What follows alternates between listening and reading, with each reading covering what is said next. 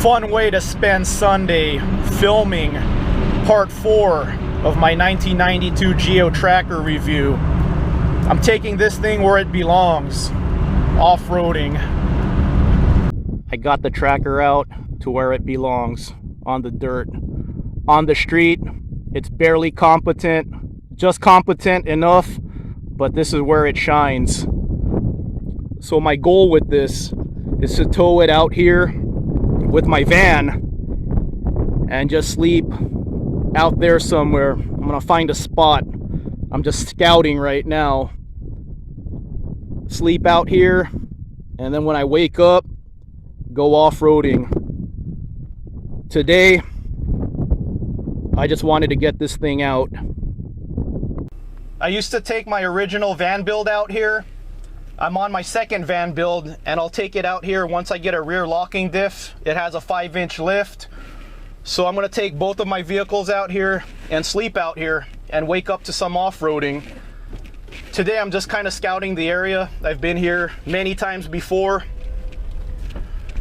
Spending my Sunday looking for a cool spot to sleep at. Yeah, I got to get a rear locking diff for my van so it'll be able to do this. It might be able to do this now with the open diff, but I just want to make sure. I might not even need 4-wheel drive doing this right now. This is probably easy for the tracker. There's some harder spots. This is not bad right here, but once I get closer to the exit, it'll be a tiny bit more challenging. Yeah, my van's ground clearance is definitely going to help here in this area. It's an extended model van, so yeah, it needs all the clearance it could get. The tracker is really stumpy, so it's not going to get hung up on anything. It has the factory skid plates.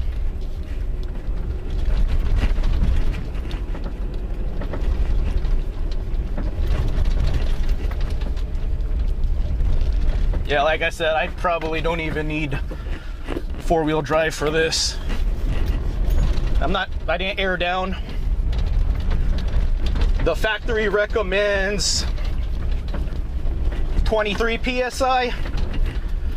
I'm at 30. The tires on here are not stock. The tires on here are 225s. These came with 205 stock, so 2 sizes bigger. I looked at the tire. The tire says you could go 44 PSI, so I went 30. A little better fuel economy, less rolling resistance when I'm on the highway. So yeah, I'm rolling with 30 PSI right now. I don't even think I need 4-wheel drive for this, honestly. Like I said, I took my first van build out here and I got it stuck once. It was a nightmare getting that stuck, so it is nice to have 4-wheel drive.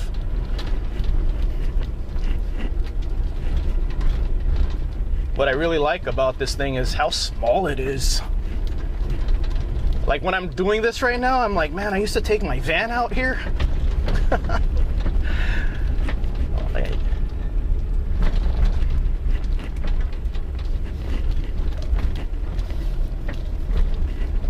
Go up this. Yeah, this is where my van's gonna need that 5-inch lift. I don't want to get hung up here. Let's go first gear. There we go. Go down here. Yeah, we're in 4 high right now.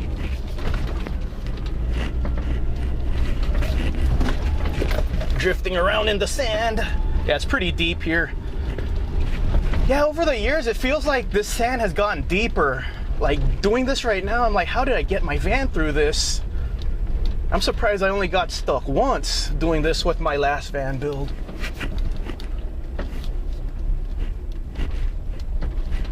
There's another spot right there where clearance is nice. But like I said, this thing has a stumpy front, so you're not gonna hit anything up front. And then the factory skid plates. Yeah, this thing's fun. Yeah, I'm really happy with this thing. I'm having a lot of fun right now. I'm gonna go to another spot right now.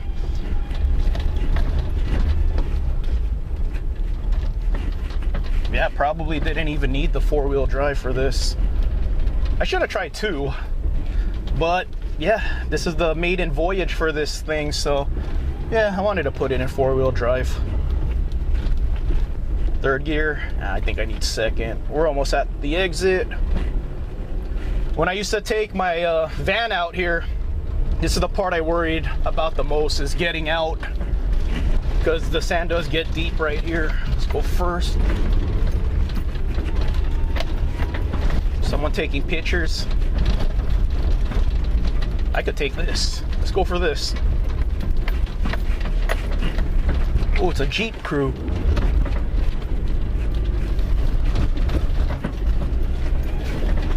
I wish I had friends.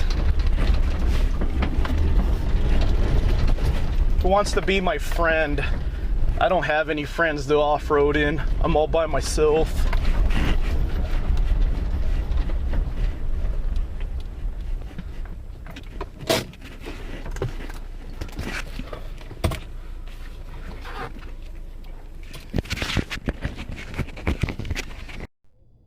Headed to another spot, so I'm going back on the street.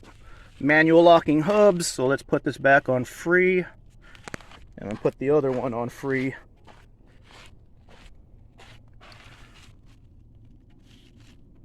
There you go. Hubs are back on free.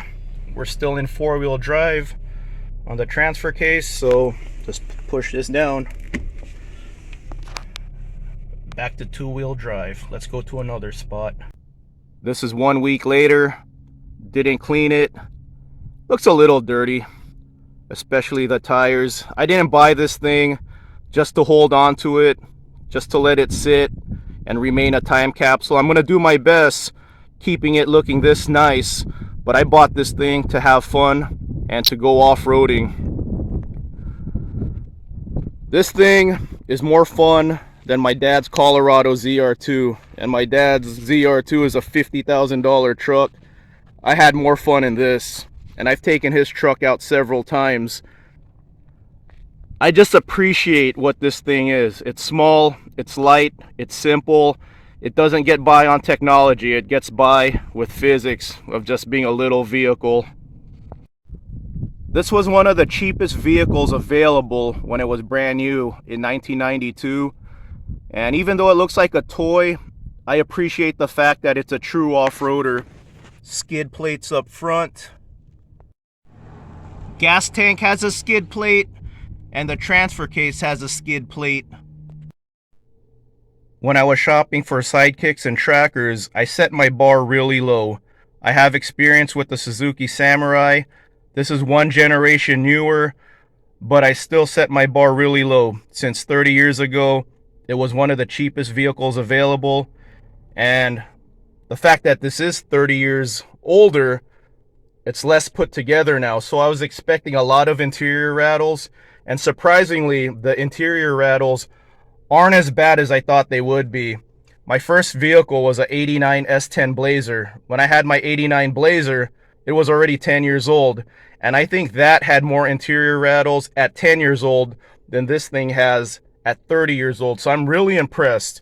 I thought it would be a lot louder in here. It is loud, and it does have rattles and squeaks, but it's not as bad as I thought it would be, and probably that's due to the fact that this is a tin top and not a convertible.